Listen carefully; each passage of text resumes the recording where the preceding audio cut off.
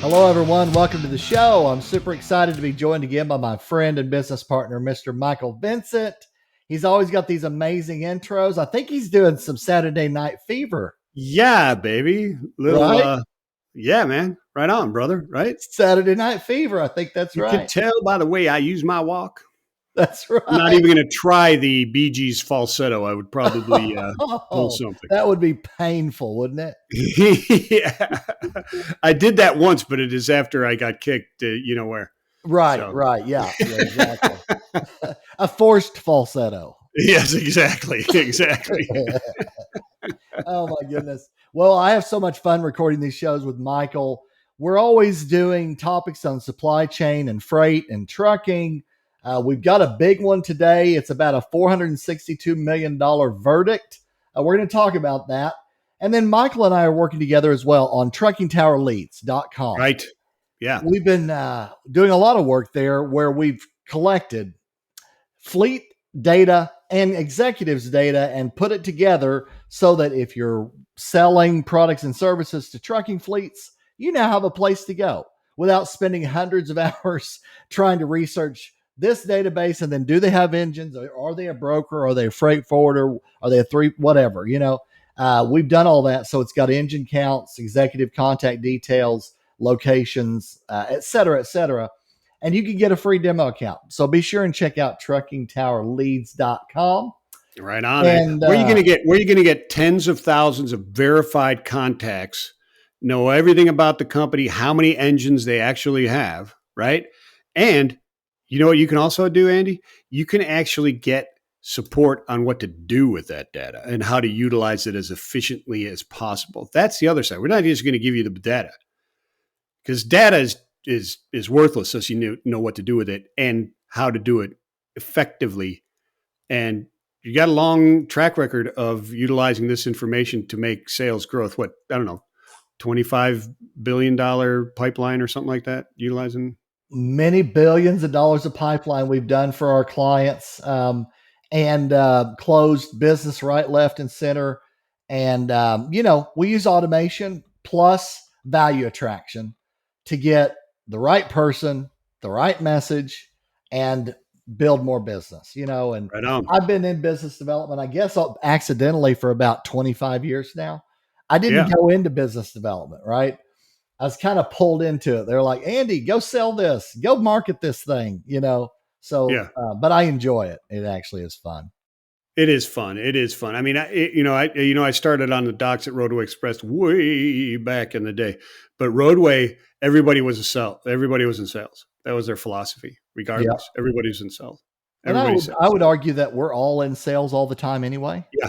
Yeah. I would I argue mean, but that. they put it into practice. Even, as a supervisor, you had to go out and make sales calls with the sales reps and stuff like that. And as a terminal manager, you had your own accounts, et cetera.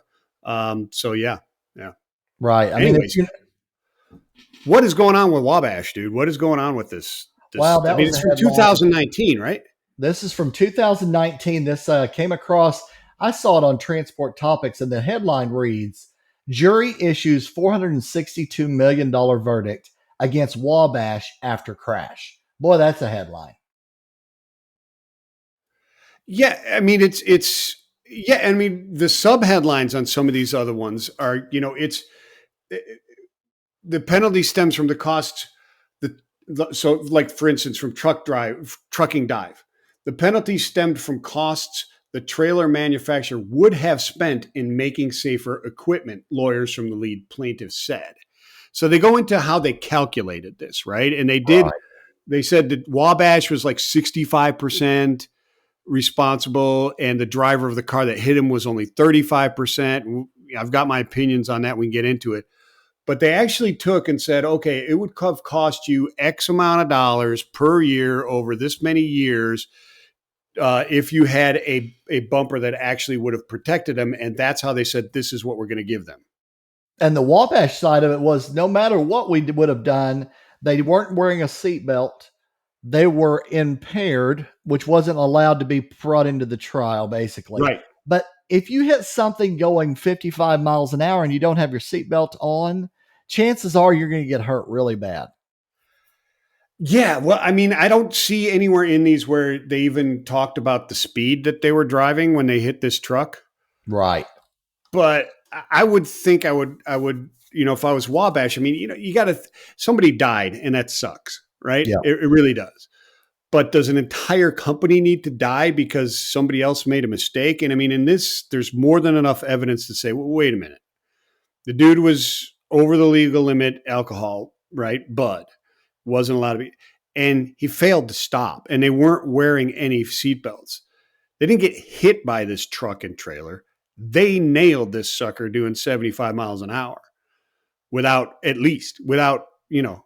So in my mind is like this. Okay, if they'd have hit a brick wall side of a building, would then that building owner be liable for them? Or is he 65% liable because his wall was there and it's not safe to hit that brick or steel wall at 75 miles an hour? I mean, seriously.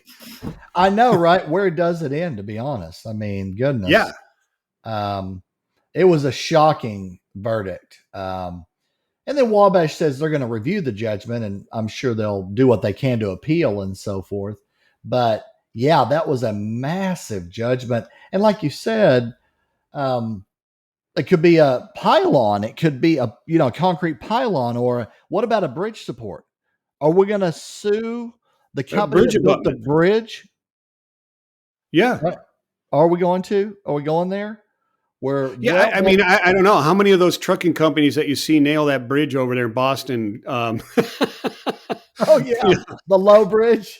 Yeah, how much money has that municipality paid out because trucks hitting it? Right. Exactly. I don't think they are paying it out. I've seen some really amazing pictures of low bridges on the East Coast where the truck is just, rammed up underneath there, Sure. right? And they're stuck, and that's got to be 100,000 plus in damage. I mean, onto the bridge, to the bridge itself. When they cream into one of those like that, it's got to be a lot of damage. Yeah, I mean, you would think that bridge would be paved in gold. I mean, the money that they get from just like two or three hits, they could raise it another 2 feet. Exactly. You know what I Right. mean? Or Absolutely. lower the underpass, 6 inches or something like that. I don't know. But I mean, we're being a bit flippant, but I don't feel like it's kind of not unwarranted because I mean, it sucks that somebody hit this guy's and died, right? But really, how did they figure out if you spent $400 million over X number of years that they would have been able to engineer something that was safe? Right. Did they have the safety automobile safety and physicists there and all this other kind of things saying, okay, Mechanical yeah, you could have made engineers this and special steel that could have come down and not, you know I don't know. I And don't then do either. you have to do that the whole way around the truck too? I mean, what about those airfoils on the side? Are those can it you know can you run a red light and hit the side of a truck and go underneath it and then sue the truck because you hit the truck at 75 miles an hour drunk through a red light and tore your head off? Yeah. I mean, in theory, I guess Is that so. Wabash's fault too? I guess I don't understand. I don't get it. Right. Yeah. Exactly. I mean, where does it end, to be honest? That, the trailer was there. It wasn't like the trailer was hurled at them through a cannon or something like that. It was just there, and they hit the back end of it. And like you said, to be honest, you would need a big study of with physicists, mechanical engineers, safety engineers, etc., to say, is there a solution? Be honest. Is there a solution where a guy, let's just say, is driving 55, doesn't have a seatbelt on, and hits a trailer that's not moving? Is there a solution? I mean, really, Yeah. like, I can't think of one. I cannot physically think of. You could put gel and sand and whatever else on the back of a trailer, I suppose, and then lose like 15,000 pounds of capacity for every trip. I mean, I suppose that's an option. I suppose it is, but I mean, the thing that I like, I mean, these are the type of incidences where I really see the technology of autonomy autonomous vehicles, etc., playing a huge role is in the safety aspect of it.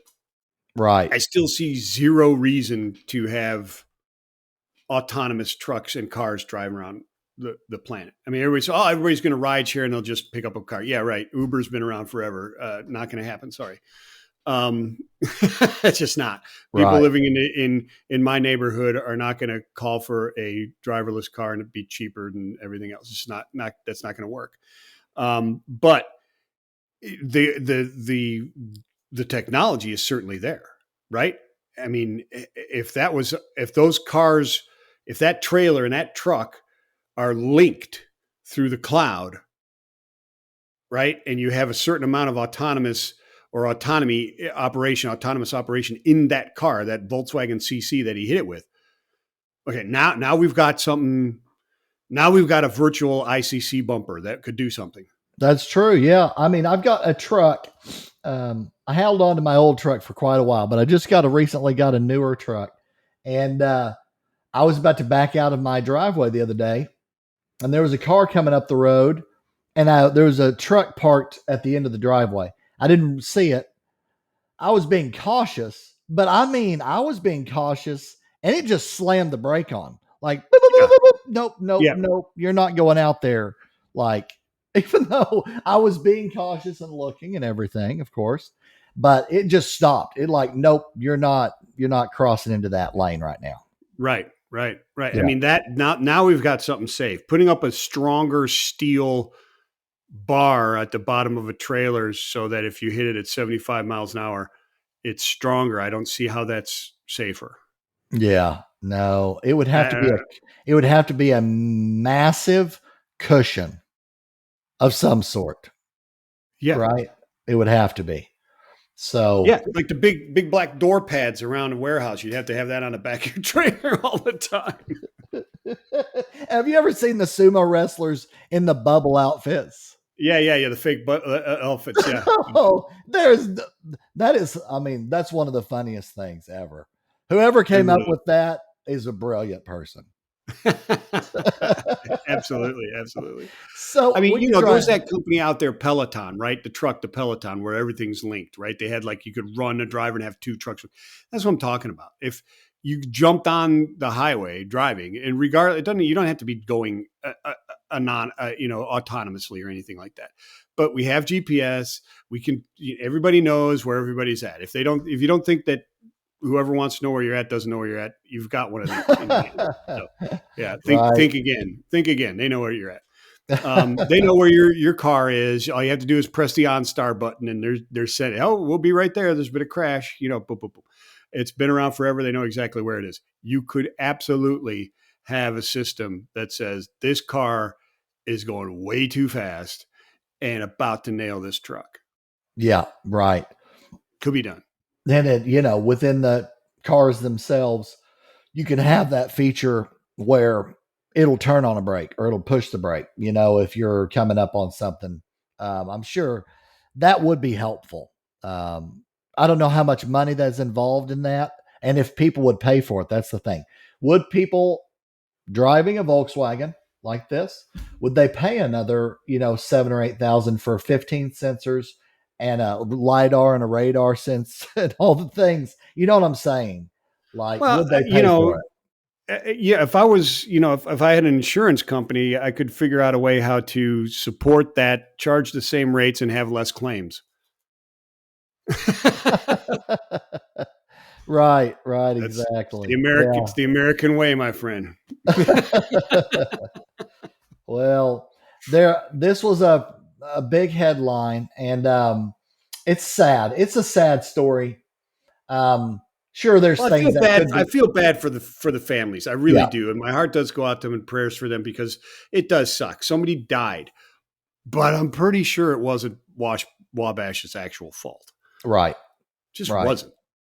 Yep, that's true. And we don't have bubbles around us. There's no such thing. So tragic things do happen, unfortunately. But yeah, this is I feel it'll go to appeal, and then something will be done. But um, but that's a big number, massive number It for really sure. is. Yeah. It really is. And I don't know. 462 million or something is not going to replace my family. No, no, no. It will never do that. So no matter what, it's not going to do that. But well, that's our show for today. You know, I grabbed this headline from the freight industry, and we'll be back to do another one very soon. And thanks for listening or watching, everybody. And we will see you again on the next one. Peace and love, everybody.